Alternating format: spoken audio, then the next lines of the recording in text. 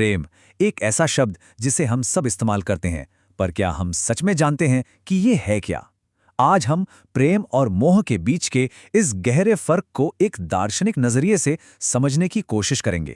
जरा इस विचार पर गौर कीजिए कि जिसे हम आमतौर पर प्यार समझते हैं उसमें सिर्फ 1% ही सोना है और बाकी 99% कुछ और ही है। चलिए इस चौंकाने वाले विचार की गहराई में उतरते हैं। तो सवाल ये उठता है कि ये 1% सोना है क्या और बाकी का जो 99% है वो क्या है। सबसे पहले उस मिक्सचर को समझते हैं जिसे हम अक्सर प्यार का नाम दे देते हैं। देखिए, असल में होता यह है कि जिसे हम प्यार कहते हैं ना, वो ज्यादातर शुद्ध होता ही नहीं है। वो एक तरह का मिक्सचर है। उसमें अहंकार मिला होता है, शोषण मिला होता है, यहाँ तक कि एक तरह की पॉलिटिक्स भी मिली होती है। सच्चा शुद्ध प्रेम बहुत दुर्लभ है।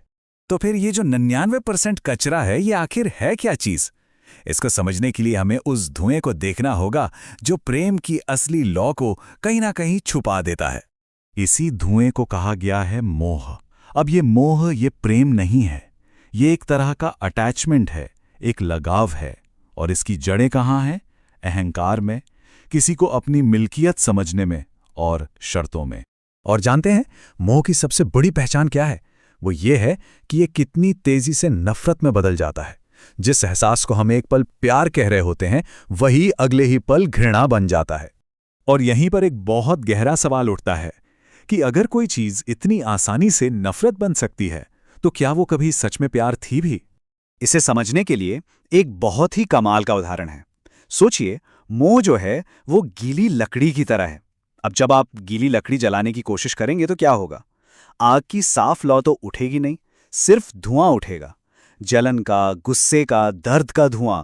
और इसका नतीजा सिर्फ और सिर्फ पीड़ा। तो ठीक है, अगर मोह धुआं है तो फिर वो शुद्ध, बिना धुएं वाली लौ क्या है? सच्चा प्रेम वो है जिसमें कोई बंधन नहीं है, बल्कि वो तो आज़ाद करने के बारे में है। ये बिना किसी वजह, बिना किसी शर्त के होता है। ये ऐसा है जैसे इसकी जड़ें जमीन में नहीं बल्कि सीधे आसमान से जुड़ी हों। मतलब सच्चा प्यार दो लोगों के बीच आज़ादी का एक लेन देन है। प्यार किसी पर लगाम नहीं लगाता और ना ही खुद पर कोई लगाम लगने देता है। ये तो दोनों को ही आज़ाद कर देता है। ये प्रेम एक शुद्ध ऊर्जा जैसा है, एक दैवीय चिंगारी। इससे ईर्ष्या या अधिकार का जहरीला धुआं पैदा नहीं होता। इससे तो बस रोशनी पैदा होती है, जैसे धरती पर स्वर्ग की कोई किरण उतर आई हो। अच्छा, अब जब लोग इस धुएं वाले प्यार के दर्द से गुजरते हैं ना, तो वो अक्सर दो तरह के जाल में फंस जाते हैं। पहला है भोगी।